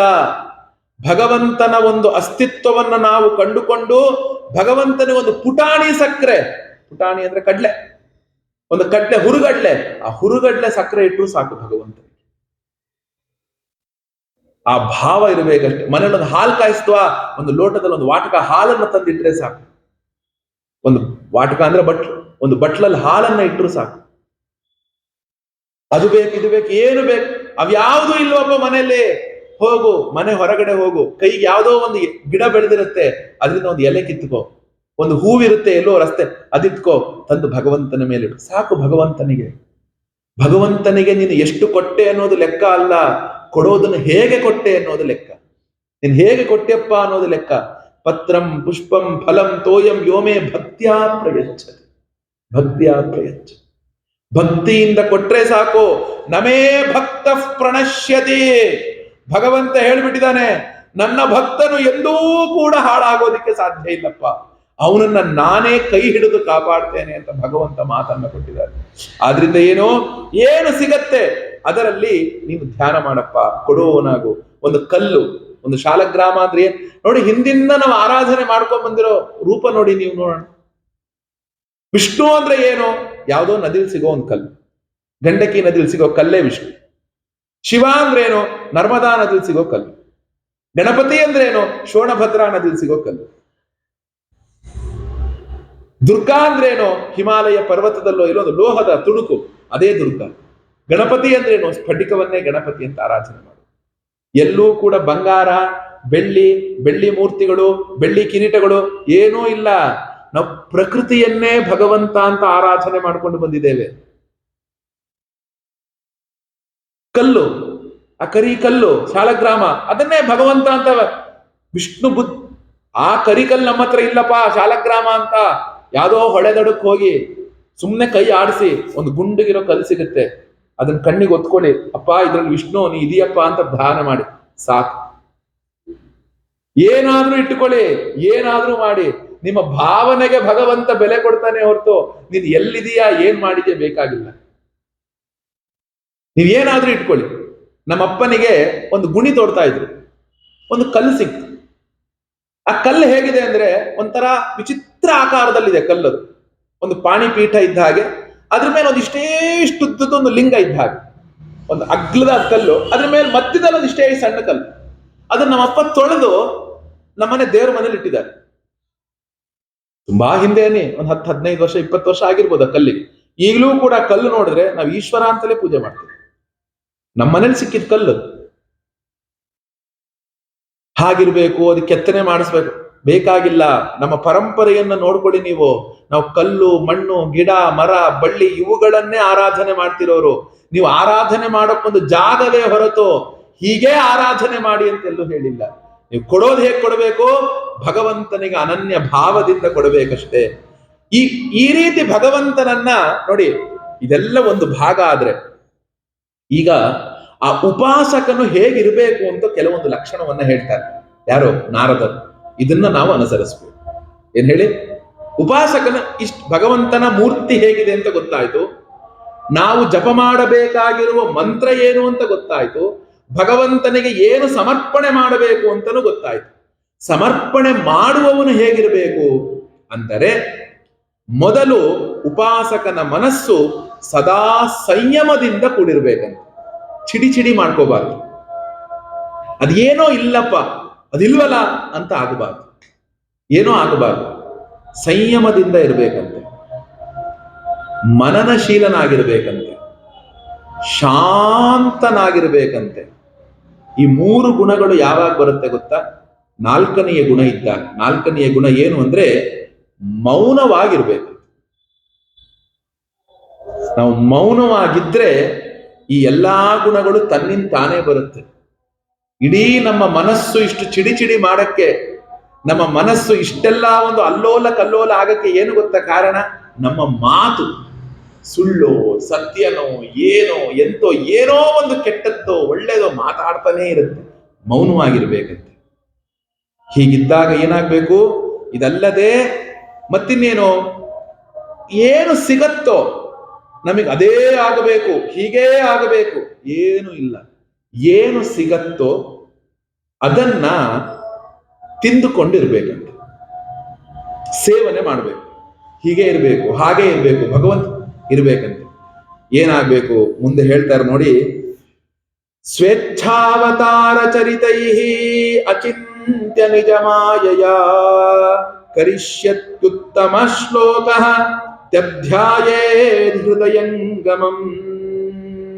ಆ ಪುಣ್ಯ ಶ್ಲೋಕನಾದಂತಹ ಶ್ರೀಹರಿಯನ್ನ ಅನನ್ಯ ಭಾವದಿಂದ ಹೇಗೆ ಜಗತ್ತನ್ನ ಕಾಪಾಡುವುದಕ್ಕಾಗಿ ಅನೇಕ ಅವತಾರಗಳನ್ನ ಎತ್ತಿ ಅವನು ಕಾಪಾಡಿದನೋ, ಆ ಎಲ್ಲ ಅವತಾರಗಳ ದಿವ್ಯ ಲೀಲೆಗಳನ್ನ ಮನಸ್ಸಿಗೆ ತೆಗೆದುಕೊಂಡವನಾಗಿ ಸದಾ ಕಾಲವೂ ಕೂಡ ಭಗವತ್ ಚಿಂತನೆಯನ್ನ ಮಾಡ್ತಾ ಅವನನ್ನ ಆರಾಧಿಸಬೇಕಂತೆ. ಆ 12 ಅಕ್ಷರ 12 ಅಕ್ಷರಗಳ ಮಂತ್ರದಿಂದ ಭಗವಂತನಿಗೆ ಸಮರ್ಪಣೆ ಮಾಡಬೇಕಂತೆ.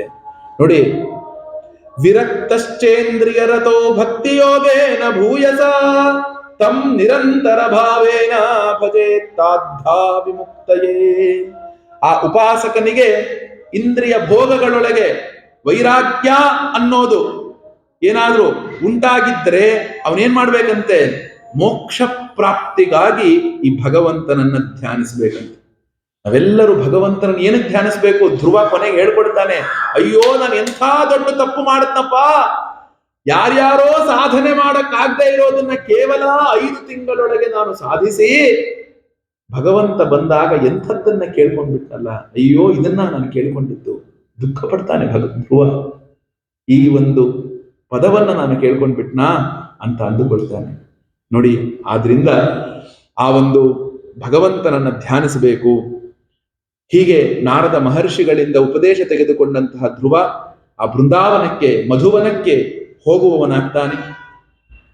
ಆ ಧ್ರುವನು ಮಧುವನಕ್ಕೆ ಹೋದ ಮೇಲೆ ನಾರದರು ಉತ್ತಾನಪಾದ ಮಹಾರಾಜನ ಹತ್ರ ಬರ್ತಾರೆ. ಎಷ್ಟು ಚೆನ್ನಾಗಿದೆ ನೋಡಿ, ನಾರದರ ಕರ್ತವ್ಯ ನೋಡಿ ಹೇಗಿದೆ.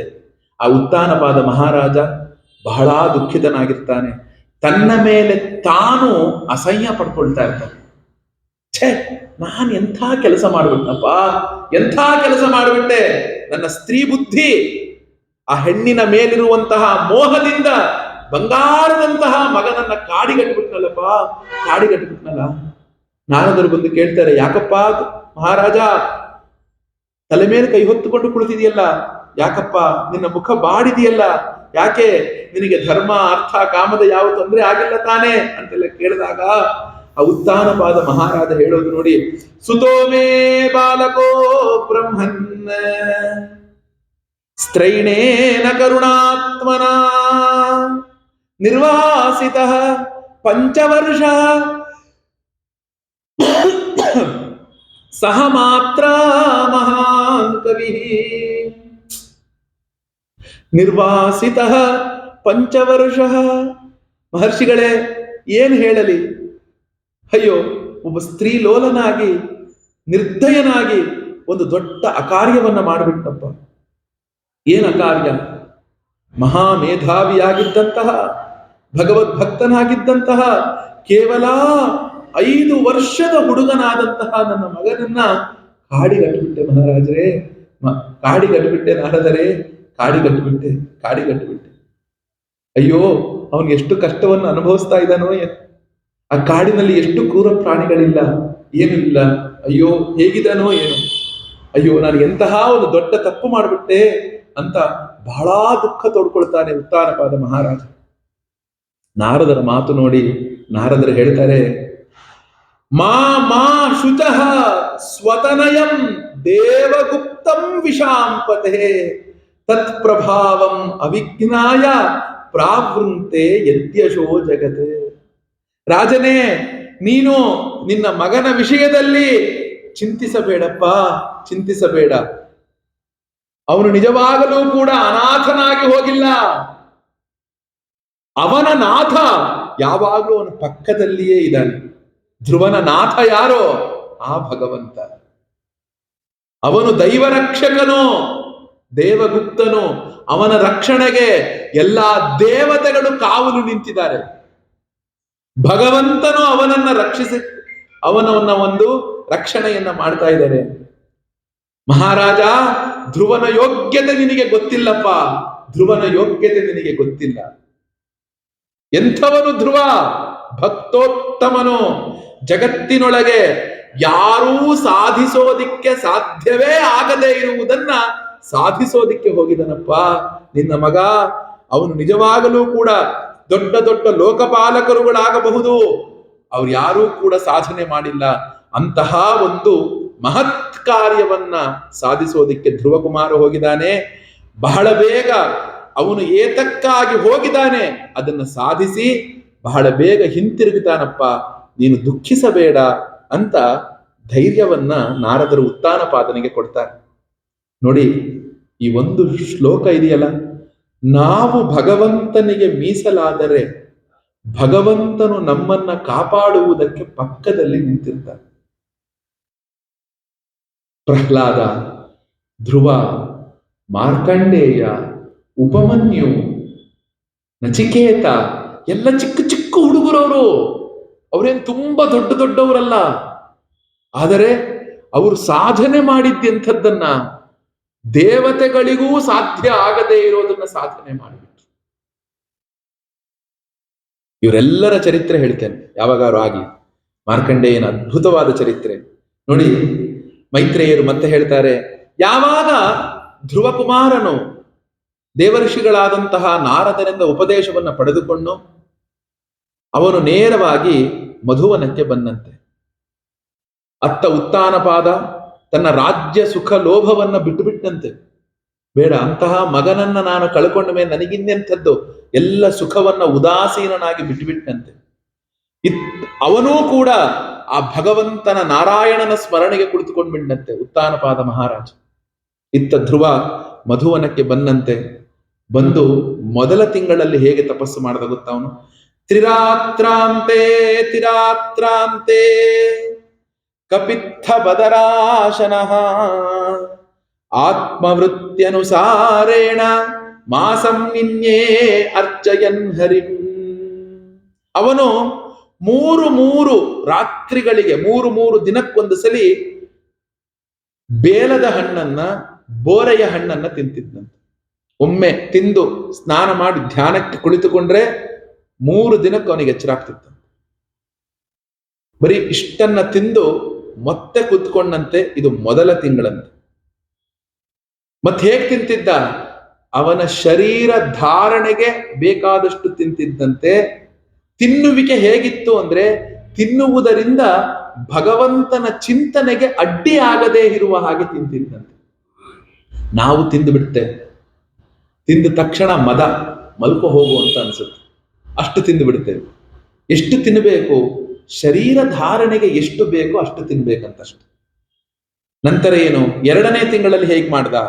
ದ್ವಿತೀಯಂಚ ತಥಾ ಮಾಸಂ ಷಷ್ಟೇರ್ಭಗೋ ದಿನೇ ತೃಣ ಪರ್ಣಾದಿ ವಿಶೀರ್ಣೈ ಕೃತಾನ್ನೋ ಭರ್ಜಯದ್ ವಿಭುಂ. 2ನೆಯ ತಿಂಗಳಲ್ಲಿ ಭಗವಂತನ ಧ್ಯಾನವನ್ನ ಮಾಡ್ತಾ ಇದ್ದಂತಹ ಧ್ರುವಕುಮಾರನಿಗೆ 6 ದಿನಗಳಿಗೆ ಒಮ್ಮೆ ಎಚ್ಚರಾಗೋದಿಕ್ಕೆ ಶುರುವಾಯ್ತಂತೆ. 6 ದಿನಗಳಿಗೆ ಒಮ್ಮೆ ಏನ್ ಮಾಡುತ್ತಂತೆ? ಒಣಗಿದ ಎಲೆ, ಹುಲ್ಲು ಇವುಗಳನ್ನ ತಿಂದು ಧ್ಯಾನಕ್ಕೆ ಕುಳಿತುಕೊಳ್ಳೋಕೆ ಶುರು ಮಾಡುತ್ತಂತೆ. ಪ್ರಪಂಚದ ಅರಿವೇ ಇಲ್ಲ, ಶರೀರದ ಅರಿವೇ ಇಲ್ಲ, ಇದನ್ನೇ ತಿಂದು ಭಗವಂತನನ್ನ ಧ್ಯಾನಿಸುತ್ತಿದ್ದಂತೆ. 3ನೆಯ ತಿಂಗಳು ಬಂದಂತೆ. ತೃತೀಯಂ ಚ ಅನಯನ್ ಮಾಸಂ ನವಮೇ ಹನಿ ಅಬ್ಬಕ್ಷಃ ಉತ್ತಮ ಶ್ಲೋಕಂ ಉಪಾಧಾವತ್ ಸಮಾಧಿನ. 3ನೆಯ ತಿಂಗಳು ಬಂದ ತಕ್ಷಣ 9 ದಿನಗಳಿಗೆ ಅವನಿಗೆ ಎಚ್ಚರಾಗ್ತಿತ್ತಂತೆ. ಹೋಗೋದು, ಸ್ನಾನ ಮಾಡೋದು, ಯಮುನಾ ನದಿಯಲ್ಲಿ ಸಾಕಷ್ಟು ನೀರನ್ನ ಕುಡಿಯೋದು, ಕೇವಲ ನೀರನ್ನ ಕುಡಿದು ತಪಸ್ಸನ್ನ ಮಾಡೋಕೆ ಶುರು ಮಾಡಿದಂತೆ. ಹಣ್ಣಿಲ್ಲ, ಒಣಗಿದ ಎಲೆ ಇಲ್ಲ, ಕೇವಲ ನೀರನ್ನ ಕುಡಿದು ಆ ಭಗವಂತನನ್ನ ಅವನು ಧ್ಯಾನಿಸೋದಿಕ್ಕೆ ಆರಂಭವನ್ನ ಮಾಡಿದಂತೆ.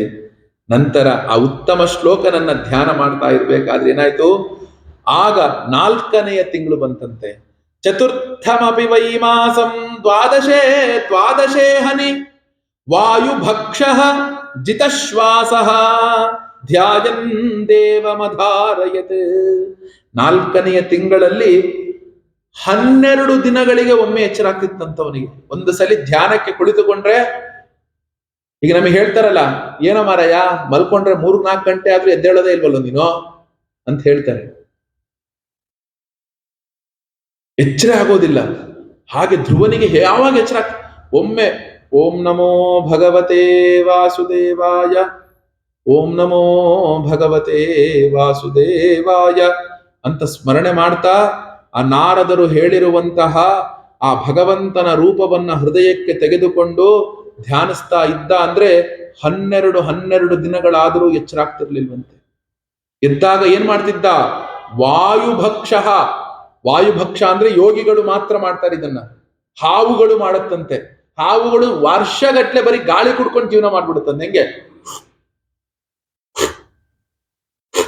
ಬಾಯಲ್ಲಿ ಗಾಳಿಯನ್ನು ಎಳ್ಕೊಂಡು ಅದನ್ನೇ ನುಂಗೋದು, ಹೊಟ್ಟೆ ತುಂಬಿಡುತ್ತೆ. ವಾಯುಭಕ್ಷ 12 ದಿನಗಳಿಗೆ ಒಮ್ಮೆ ಗಾಳಿಯನ್ನ ಕುಡುಕೊಂಡು ಜೀವನ ಮಾಡದಂತೆ, ಭಗವಂತನನ್ನ ಧ್ಯಾನ ಮಾಡದಂತೆ.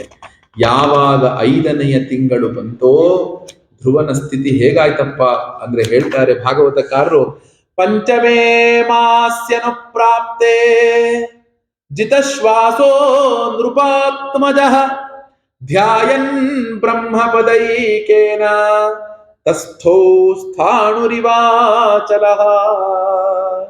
5ನೆಯ ತಿಂಗಳಲ್ಲಿ ಉಸಿರಾಡುತ್ತಿದ್ದಂತಹ ಒಂದು ಶ್ವಾಸವನ್ನು ಗೆದ್ದು ಬಿಟ್ಟಂತೆ. ಉಸಿರಾಡೋದನ್ನೇ ನಿಲ್ಲಿಸ್ಬಿಟ್ಟ. ಉಸಿರೇ ಇಲ್ಲ, ಉಸಿರನ್ನ ಸ್ತಂಭನ ಮಾಡಿಬಿಟ್ಟ. ಒಂಟಿ ಕಾಲಿನ ಮೇಲೆ ನಿಂತುಕೊಂಡಂತೆ, ಸ್ತಬ್ಧ ಒಂಟಿ ಕಾಲಿನ ಮೇಲೆ ನಿಂತುಕೊಂಡು ಒಂದು ಮೋಟು ಮರದಂತೆ. ಏನಾಯ್ತು? ಒಂದು ತಸ್ಥೌ ಸ್ಥಾಣು, ಒಂದು ಮೋಟು ಮರ. ಈಗ ಮೋಟು ಮರ ಅಂದ್ರೆ ಏನಂದ್ರೆ ಒಂದು ದೊಡ್ಡ ವೃಕ್ಷ ಬೆಳೆದಿರುತ್ತೆ, ನೆಲದಿಂದ ಒಂದು 2 ಅಡಿ 3 ಅಡಿ ಬಿಟ್ಟು ಕತ್ತರಿಸ್ಬಿಡೋದು. ಅದು ಹೆಂಗ್ ನಿಂತಿರುತ್ತ ಮರ? ಅಲ್ಲಾಡ್ಸಕ್ಕಾಗತ್ತ ಅದನ್ನ? ಬುಡನ ಅಲ್ಲಾಡಿಸ್ತೆ. ಎಂತ ಮಳೆ ಚಳಿ ಗಾಳಿ ಏನೇ ಬರ್ಲಿ ಒಂದ್ ಸ್ವಲ್ಪನೂ ವಿಕಾರ ಆಗದೆ ಹಾಗೆ ಇದ್ದು ಬಿಡುತ್ತದೆ. ಹಾಗೆ ಸ್ಥಾಣುವಿನಂತೆ ಆಗಿಬಿಟ್ಟಂತೆ ಧ್ರುವಕುಮಾರ್. ಪ್ರಪಂಚದ ಅರಿವೇ ಇಲ್ಲ, ಉಸಿರನ್ನ ಬಿಗಿ ಹಿಡಿದುಕೊಂಡಿದ್ದಾನೆ.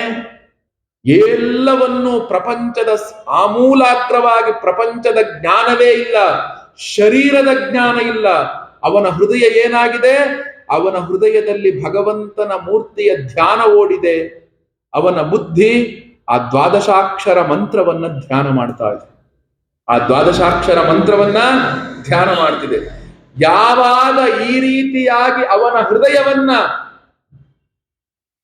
ಸ್ತಂಭನ, ಅವನ ಉಸಿರನ್ನ ಸ್ತಂಭನಗೊಳಿಸಿಬಿಟ್ನೋ, ಆಗ ಏನಾಯ್ತಂತೆ ಗೊತ್ತಾ? ಆ ಪೂರ್ತಿಯಾಗಿ ಅವನು ಉಸಿರನ್ನೂ ಆಡದೆ ಹೃದಯದಲ್ಲಿರುವ ಹರಿಯನ್ನ ಧ್ಯಾನ ಮಾಡೋದಕ್ಕೆ ಶುರು ಮಾಡ್ದ. ಆಗ ಇಡೀ ಜಗತ್ತಿಗೆ ಉಸಿರು ಕಟ್ಟಿದ ಹಾಗಾಯ್ತಂತೆ. ಇಡೀ ಜಗತ್ತಿಗೆ, ಯಾರಿಗೂ ಕೂಡ ಉಸಿರಾಡೋಕೆ ಆಗ್ತಾ ಇಲ್ಲ. ದೇವಾನು ದೇವತೆಗಳು ಎಲ್ಲರೂ ಕೂಡ ಭಗವಂತನ ಸಮೀಪ ಓಡಿ ಹೋದ್ರಂತೆ. ಭೂದೇವಿಗೆ ಧ್ರುವಕುಮಾರನ ಭಾರವನ್ನ ತಡೆದುಕೊಳ್ಳಕ್ಕಾಗ್ತಿಲ್ವಂತೆ. ಒಂದು ಹಡಗಿನ ಮೇಲೆ, ಒಂದು ಚಿಕ್ಕ ದೋಣಿಯ ಮೇಲೆ ಒಂದು ದೊಡ್ಡ ಆನೆಯನ್ನ ಹತ್ತಿಸಿಬಿಟ್ರೆ ಆ ದೋಣಿ ಹೇಗೆ ಹೀಗೆ ಹೀಗೆ ಹೀಗೆ ಹೀಗೆ ಒದ್ದಾಡುತ್ತೋ ಅಲ್ಲಾಡುತ್ತೋ, ಹಾಗೆ ಭೂಮಿ ಅಲ್ಲಾಡೋದಕ್ಕೆ ಶುರುವಾಯ್ತಂತೆ. ಆ 5 ವರ್ಷದ ಹುಡುಗನ ಭಾರವನ್ನ ಭೂಮಿ ತಡ್ಕೊಳಕ್ಕಾಗ್ಲಿಲ್ಲ. ದೇವತೆಗಳಿಗೆ ಉಸಿರಾಡೋದಿಕ್ ಆಗ್ತಾ ಇಲ್ಲ, ಉಸಿರು ಕಟ್ಟಿದ ಹಾಗ ಆಗ್ತಾ ಇದೆ. ಯಾಕೆ ಈ ತರಹ ಆಗ್ತಾ ಇದೆ ಅಂದ್ರೆ ಶುಕರು ಹೇಳ್ತಾರೆ, ಸಮಸ್ತ ಲೋಕದ ಸೃಷ್ಟಿಕರ್ತನಾದಂತಹ ಇಡೀ ಜಗತ್ತು ಯಾರೊಳಗಿದೆಯೋ, ಯಾರು ಕಾಪಾಡ್ತಾ ಇದ್ದಾರೋ ಅಂತಹ ಹರಿಯನ್ನ ಧ್ರುವಕುಮಾರ ಹೃದಯದಲ್ಲಿ ಇಟ್ಟುಕೊಂಡ್ಬಿಟ್ಟಿದ್ದಾನಂತೆ. ಹರಿ ಭೂಮಿಯನ್ನ ಎತ್ತಬೇಕು, ಹರಿ ಭೂಮಿಯನ್ನ ಹಿಡಿದು ನಿಂತ್ಕೊಳ್ಬೇಕು. ಯಾವ ಭೂಮಿಯನ್ನ ಹರಿ ಹಿಡಿದು ನಿಂತಿದ್ದಾನೋ ಆ ಹರಿಯನ್ನ ಧ್ರುವ ಹೃದಯದಲ್ಲಿ ಇಟ್ಟುಕೊಂಡಿದ್ದಾನೆ. ಆ ಧ್ರುವನು ಹೃದಯದಲ್ಲಿ ಇಟ್ಟುಕೊಂಡಿದ್ರಿಂದ ಹರಿಯ ಭಾರವನ್ನ ಭೂಮಿ ತಡ್ಕೊಳಕ್ಕಾಗ್ತಾ ಇಲ್ಲ. ಆ ಹರಿಯ ಭಾರವನ್ನ ಭೂಮಿ ತಡ್ಕೊಳಕ್ಕಾಗ್ತಿಲ್ಲ. ಆಗ ಎಲ್ಲಾ ದೇವಾನು ದೇವತೆಗಳು ಕೂಡ ಆ ಪರಮಾತ್ಮನ ಹತ್ರ ಓಡಿ ಹೋಗ್ತಾರೆ. ಆಗ ಆ ಧ್ರುವಕುಮಾರನ ವಿಚಾರವಾಗಿ ಆ ಪರಮಾತ್ಮನು ಏನು ಹೇಳಿದ, ಹಾಗೂ ಆ ಧ್ರುವಕುಮಾರನ ಎದುರಿಗೆ ಯಾವ ಒಂದು ಹೃದಯದಲ್ಲಿ ಧ್ರುವಕುಮಾರ ಯಾವ ಮೂರ್ತಿಯನ್ನ ಧ್ಯಾನಿಸ್ತಿದ್ನೋ ಅದೇ ಮೂರ್ತಿಯಾಗಿ ಬಂದು ನಿಂತು ಬಿಡ್ತಾನೆ. ಆ ಒಂದು ಹೇಗೆ ನಿಂತ, ಅವನ ಸ್ತೋತ್ರವನ್ನ ಧ್ರುವನು ಹೇಗೆ ಮಾಡಿದ, ಆ ಧ್ರುವ ಚರಿತ್ರೆಯ ಮಂಗಳವನ್ನ ನಾಳೆಯ ದಿನ ನಾವೆಲ್ಲರೂ ಕೂಡ ಮಾಡೋಣ ಅಂತ ಹೇಳ್ತಾ ಇವತ್ತಿನ ಧ್ರುವೋಪಾಖ್ಯಾನದ 2ನೆಯ ಒಂದು ದಿನವನ್ನ ಮಂಗಳ ಮಾಡ್ತೇನೆ. ಸ್ವಸ್ತಿ ಪ್ರಜಾಭ್ಯ ಪರಿಪಾಲಯಂತಾಂ ನ್ಯಾಯೇನ ಮಾರ್ಗೇಣ ಮಹೀನ್ ಮಹೀಷಾಃ ಗೋ ಬ್ರಾಹ್ಮಣೇಭ್ಯ ಶುಭಮಸ್ತು ನಿತ್ಯಂ ಲೋಕಾಃ ಸಮಸ್ತಾಃ ಸುಖಿನೋ ಭವಂತು ಸುಖಿನೋ ಭವಂತು. ಕೃಷ್ಣಾರ್ಪಣ ಕೃಷ್ಣಾರ್ಪಣ ಕೃಷ್ಣಾರ್ಪಣ.